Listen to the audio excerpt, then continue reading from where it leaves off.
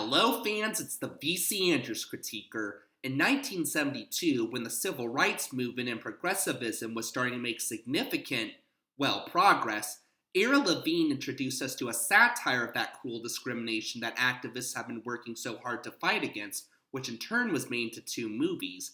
I'm of course talking about the Stepford Wives. It's about what happens when Joanna Eberhardt moves with her husband Walter and two kids to a peaceful suburban community called Stepford in the hopes of starting a fresh new life after a somewhat strained relationship. At first, it seems like a pretty good place to live. The neighborhood is nice, the taxes are low, and Joanna makes a nonchalant but caring best friend named Bobby Markowitz. But the two find something isn't quite right about the town, as virtually all of the other women there seem to only have two passions: pleasing their husbands and doing the best housework any housewife has ever done. No careers, no social lives, no hobbies, just cleaning their house from morning to night. At first they're like, everyone has their own interests, who are we to judge? But the ladies' behavior starts to seem less like housewives and more like mindless zombies. Dare I say, even a bit robotic at times. And with more of their friends starting to follow suit, the two start to wonder if the mysterious Stepford Men's Association might be a bit more than just a hangout club for the guys in the community, and things don't look too great when their husbands are accepted and want Stepford wives themselves. I can't really give a definite answer on how the original book was received because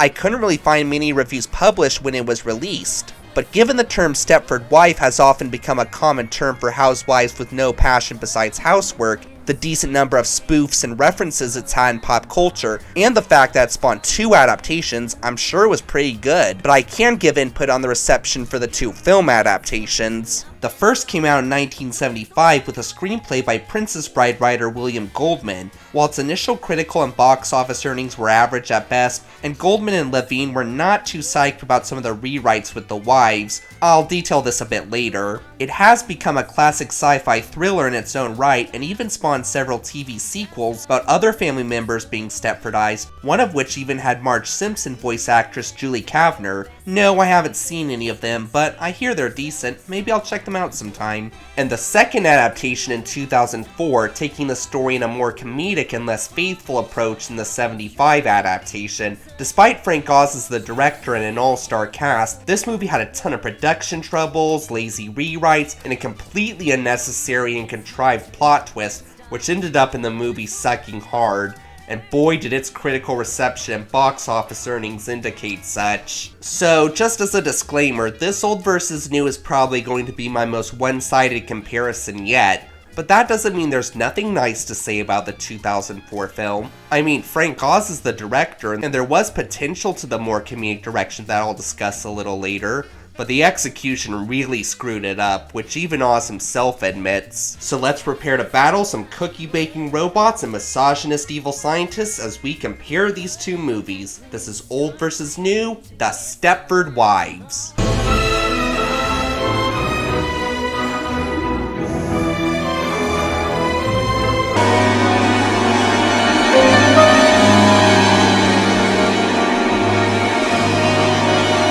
We've had some great women's rights activists over the years, from Susan B. Anthony, Gloria Steinem, and that's just to name a few, but none of them have had to deal with a town as sexually archaic as Stepford.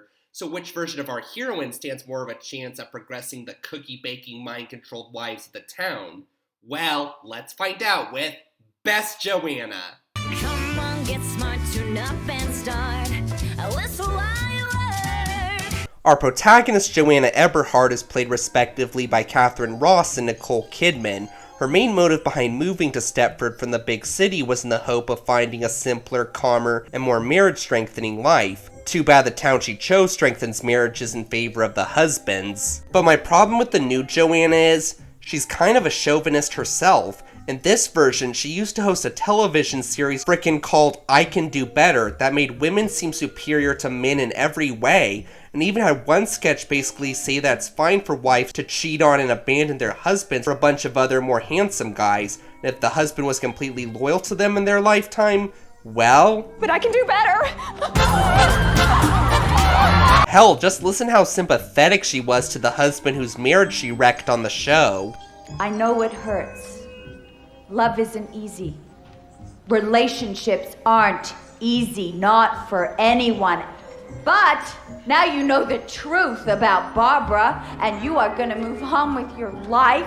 And no, that's not nearly as bad as brainwashing / replacing your wives with subservient robot zombies, nor does it justify the guy shooting up the place, the bad publicity from the incident resulting in Joanna getting fired and blacklisted from TV, but that is still pretty sexist and pretentious in itself. Hell, when she first meets the cookie-baking Stepford Wives, she seems creeped out by them right from the start. Even when they're going to the town 4th of July party just after meeting them, Joanna's like, "Let's get out of here as quickly as possible. I don't want to be seen with these archaic losers." So this makes it seem like her concerns over the 50s housewife behavior of the Stepford Wives are more like a blow to her pride as a 21st century progressive woman than genuine concern for the equality and well-being of her new neighbors. I can't act like Ross's Joanna is the most intriguing protagonist I've seen in media, but I found her a hell lot easier to root for than Kidman's Joanna. For one thing, her determination to solve the mystery of the mindless zombie housewife apocalypse in Stepford and save the other women is always at the forefront of the action. And hey, a detective is usually a pretty easy protagonist to get invested in. Kidman's Joanna doesn't get to play Nancy Drew quite as often, unfortunately,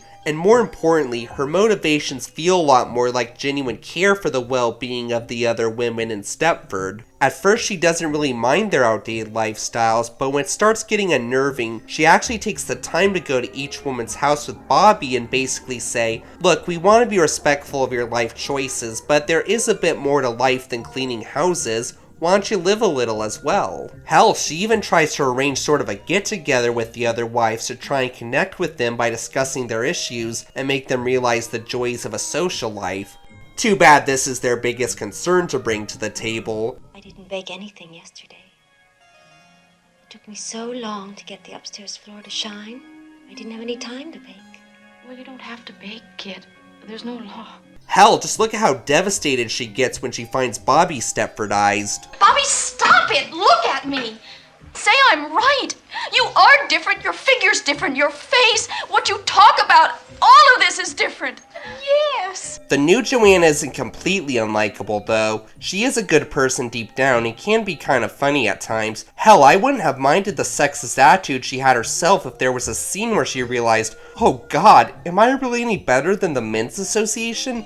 Well, I may not be a psychotic evil scientist, but I'm kind of a misogynist myself." That could have been a pretty effective, "am I just like the bad guy?" scene in the movie. But as you'll soon find out, utilizing concepts are not the remake's strength. So this pretentious attitude and less dedication to solving the mystery of the Stepford Wives makes the new Joanna a bit too unsympathetic for my liking. Again, the original Joanna is by no means the best written character, but her determination to crack the case of the Stepford Wives, as well as her more genuine concern for the well-being of the other women in Stepford, makes her much more easy to support throughout her trials and tribulations. Point goes to the old.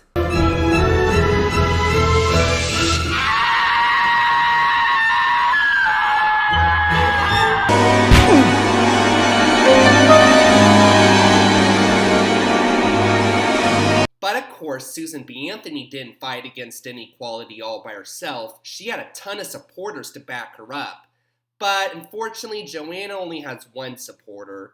Well, there is another one which I'll discuss a little later, but only one for the majority of the film. So let's see which one of those one supporters was more supportive with Best Bobby. Come on, get smart, tune up and start.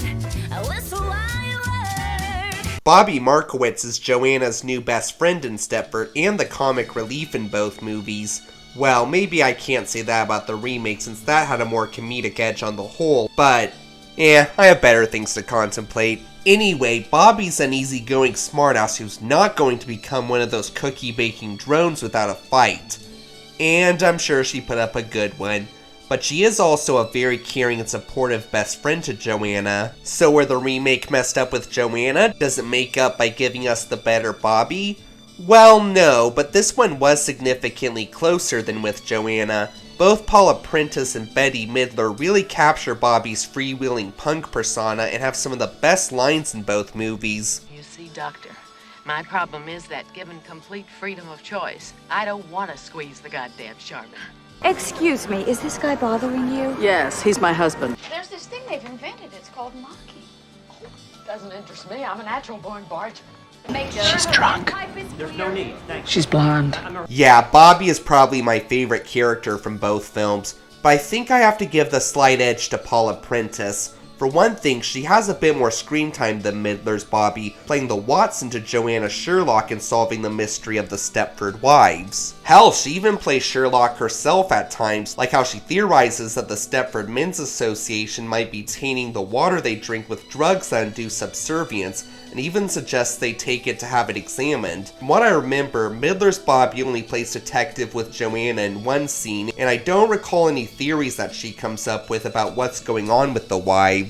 But more importantly, I feel her chemistry with Joanna is much more meaningful in this version. Sure, they had a decent bond in the remake, but these two have one of the best connections as best friends I've ever seen in media, and this line really seals it. And we'll move. Hey, you too.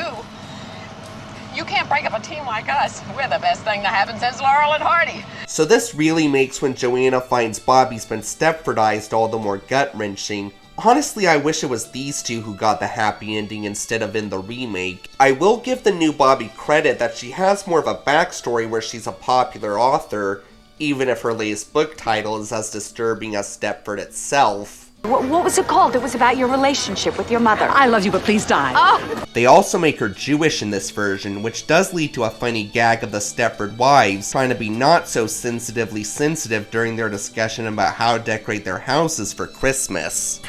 Or maybe I could just use hundreds of pine cones to spell out the words Big Jew in letters 15 feet tall in the snow in my front yard. It was a close one, at least compared to Joanna in the next round, but her chemistry with Joanna doesn't feel quite as strong, nor is her detective trait utilized as much, and since the original nailed both of these traits, I think it's fitting to give it the point. Point goes to the old. It's like some alien freak show.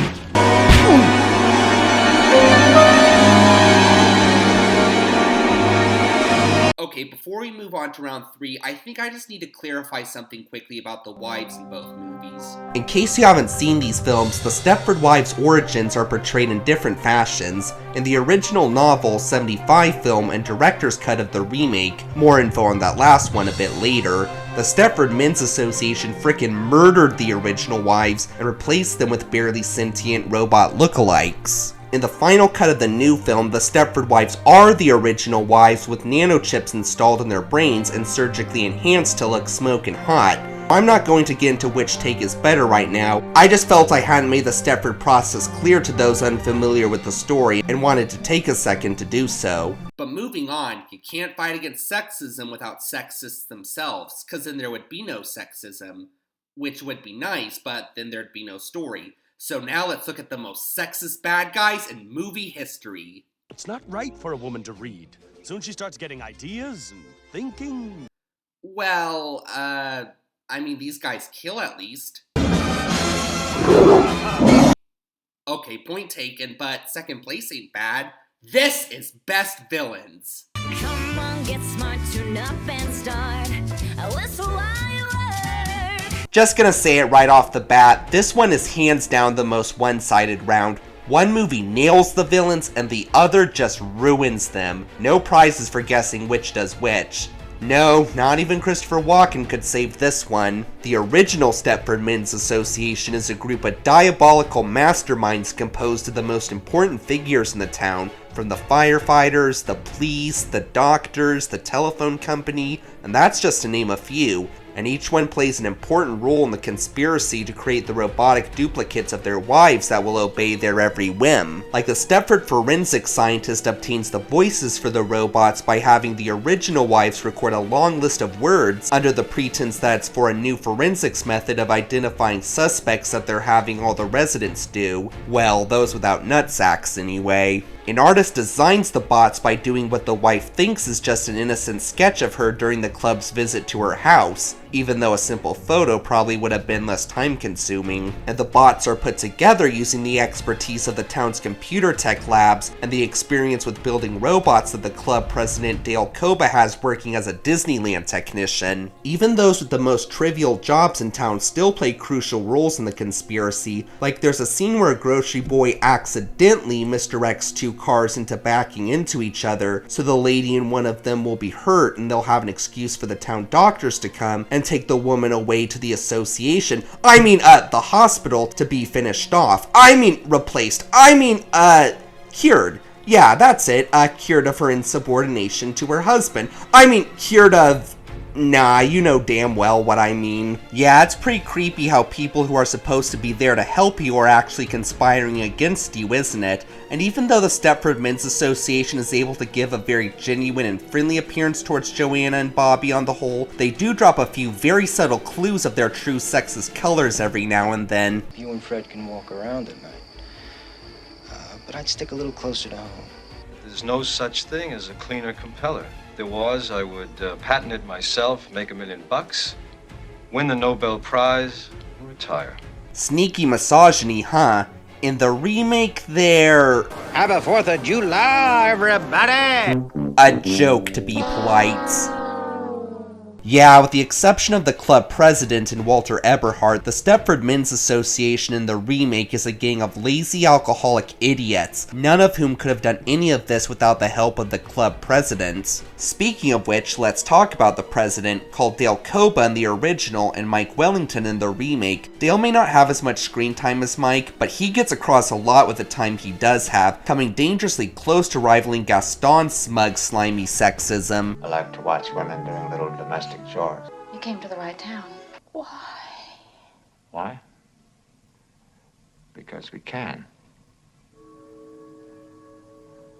We found a way of doing it, and it's just perfect. Not to mention, he's also a terrifying evil genius, especially in the climax where he has Walter trick Joanna into thinking her kids are at the association and plays a tape recorder of them calling out to her for help to lure her into his clutches. You also have to wonder how he got the little tykes to record this. Did he threaten them? Did he threaten their mom? Did he manipulate them by making having a Stepford wife or a mom sound appealing like he did with the husbands? Leaving it to the imagination makes it all the more scary. And the big final confrontation, good luck sleeping after watching him there. Not to mention we see he kidnapped her dog. Douchebag. Christopher Walken did fine with the smug, sexist asshole component of the character, but he's nowhere near as intimidating or diabolical. And that's really surprising because I know he has the talent for it. Plus, there's a twist about the character that really screws things up, but I'd rather save that for the best story round. So I guess all that's left is Joanna's husband, Walter Eberhard, and this one is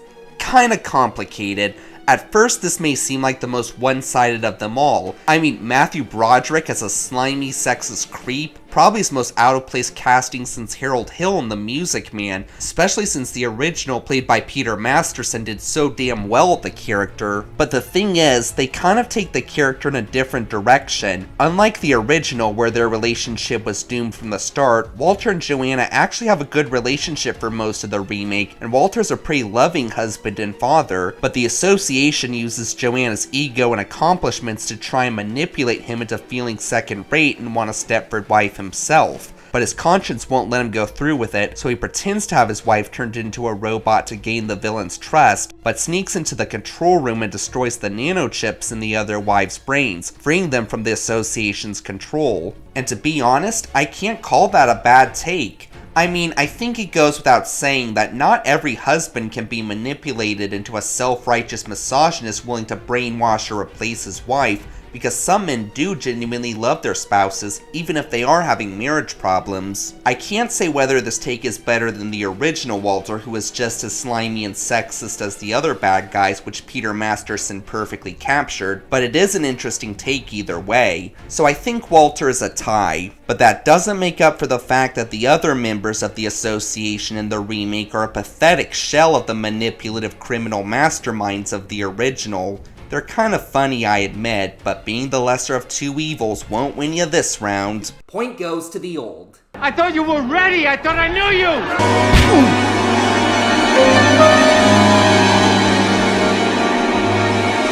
And now for the big one, the Stepford Wives themselves, aka Gaston's wet dream / Susan B. Anthony's worst nightmare. These are the best Stepford Wives. Come on, get smart, tune up and start.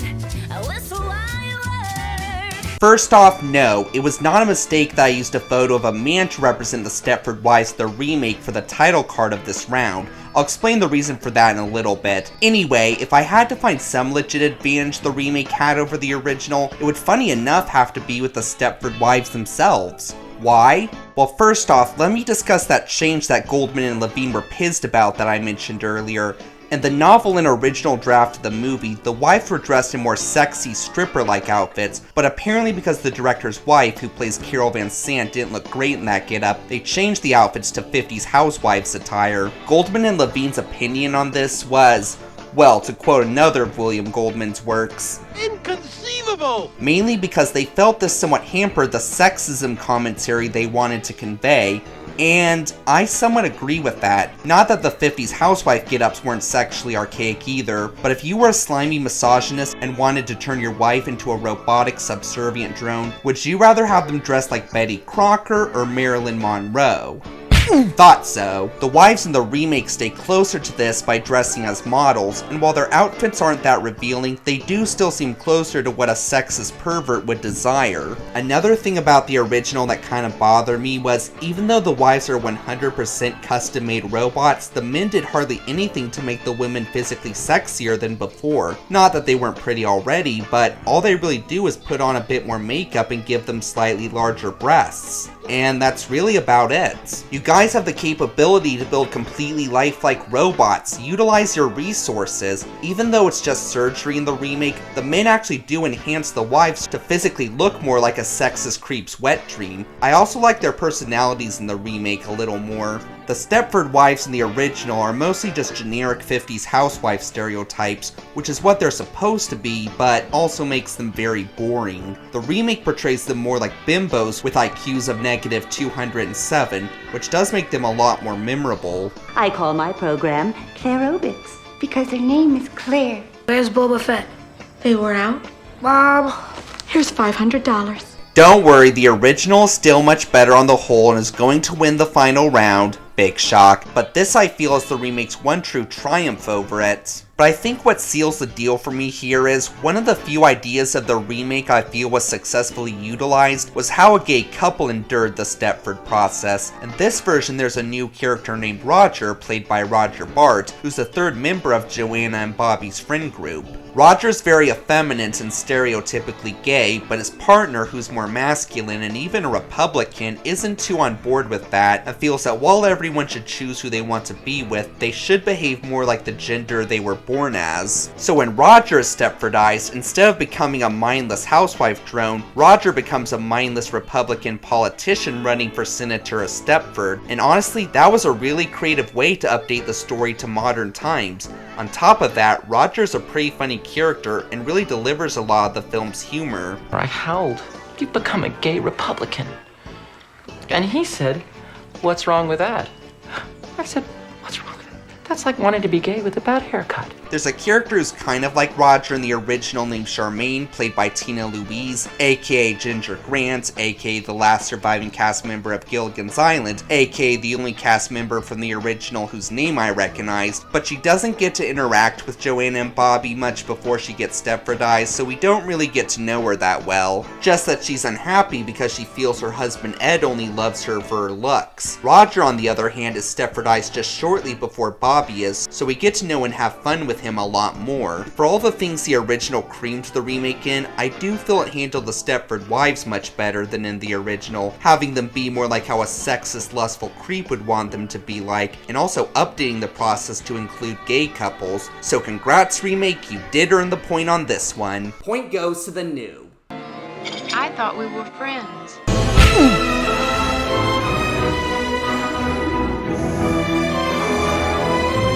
Once again, it's all time. Wait, no it isn't. Well, in any case, there's still one more round in this case of misogyny played for sci-fi, the best story. Come on, get smart, tune up and start. Whistle while you work. Let me start off by saying that I'm totally on board for a more comedic retelling of the Stepford Wives, and like said before, the jokes in the movie are not half bad, especially those from Bobby and Roger. I also like gags like how Mike explains how they take control of the wives in the style of a 1950s educational video, kind of fitting seeing how they turn the women into 1950s housewives. But decent comedy can't save a weak story itself, and, well, let's get right into it. Let's look at the biggest problem, the ending. Like said before, the original cut of the film did have the 75 films ending revealing the wives were killed and replaced with robots, Joanna being killed, and her robot duplicate shopping at the store with the rest of the wives. But Frank Oz went through a reprisal of what happened with Little Shop of Horrors as test audiences opposed that ending, so the happy one with the nanochips was filmed instead. Let me clarify, if you want to give the story a happy ending, you be my guest. Honestly, the original film's ending was such a downer, it is pretty nice to see Joanna and Bobby get a legit happy ending in this version. Hell, I don't even mind that the husband's comeuppance is just them being forced to do all the chores they had the wives do instead of life in prison. The punishment's gotta fit the crime after all. With that said, if you want to change the story, you kind of have to change the story. When this ending was filmed, for some reason Oz didn't change or edit most of the scenes, making it painfully obvious that the wives were robots.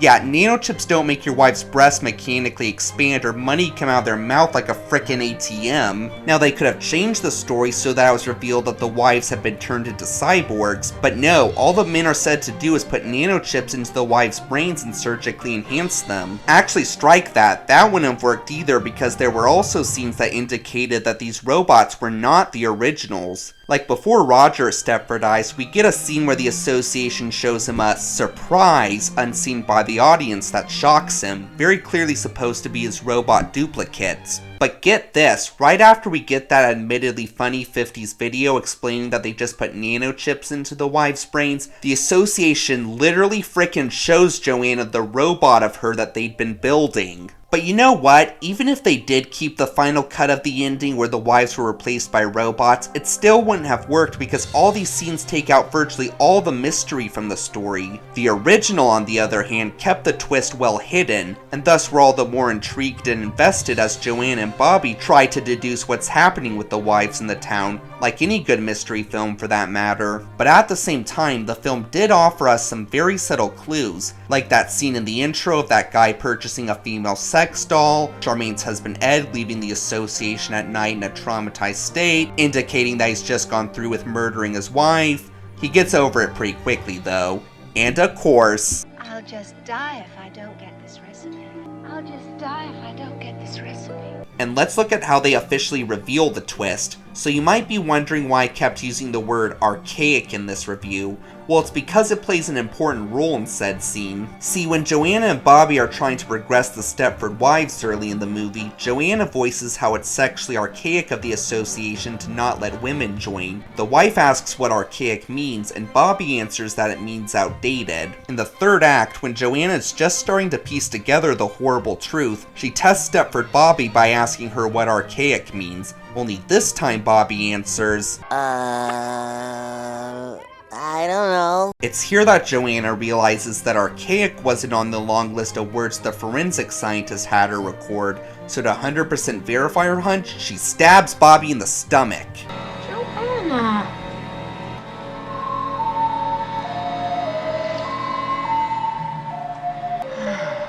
How could you do a thing like that? How could you do a thing like that? When I was just going to give you coffee. When I was just going to give you coffee. Is that the most simultaneously hilarious and terrifying reveal in a movie or what? I will give the remake credit on the fact that it did update the motives of the villains to present day pretty well. The original was set in the mid-70s, so we can just assume that they're sexists unwilling to change with the sudden progressivism of the time. But since the remake is set in 2004, we needed a bit more of an explained motive, so they kind of elaborated on how most of the wives had really big and important jobs like CEOs and airport directors, and were the primary breadwinners of the family, while their husbands had crappy low-level jobs. This made the husbands feel jealous and second-rate, inspiring them to turn on their spouses. Good way to update the story. But I think my biggest issue with the remake is that twist with Mike I mentioned earlier. Apparently Mike wasn't the mastermind behind Stepford after all. His wife, played by Glenn Close, was. After she caught her real husband having an affair and murdered him, she felt he cheated on her because her drive and ambition was putting him off. So she founded Stepford to try and help other women's marriages by making them into the perfect housewives a man could ask for. That was just no. One, it comes completely out of nowhere, And 2, this whole story is a commentary on misogyny, so doesn't having it turn out that a woman was behind Stepford kind of defeat the purpose of the whole story? Okay, this review's run on a bit too long, so to wrap up, I can't necessarily say avoid the remake at all costs, because most of its jokes did make me laugh, and I was able to admire at least a few of the new ideas it had, but a complete lack of mystery and consistency makes it pale as snow in comparison to the original, which despite Levine and Goldman's complaints, had both consistency and a good mystery, making it the vastly superior movie. Point goes to the old, our very rightfully deserving winner. What?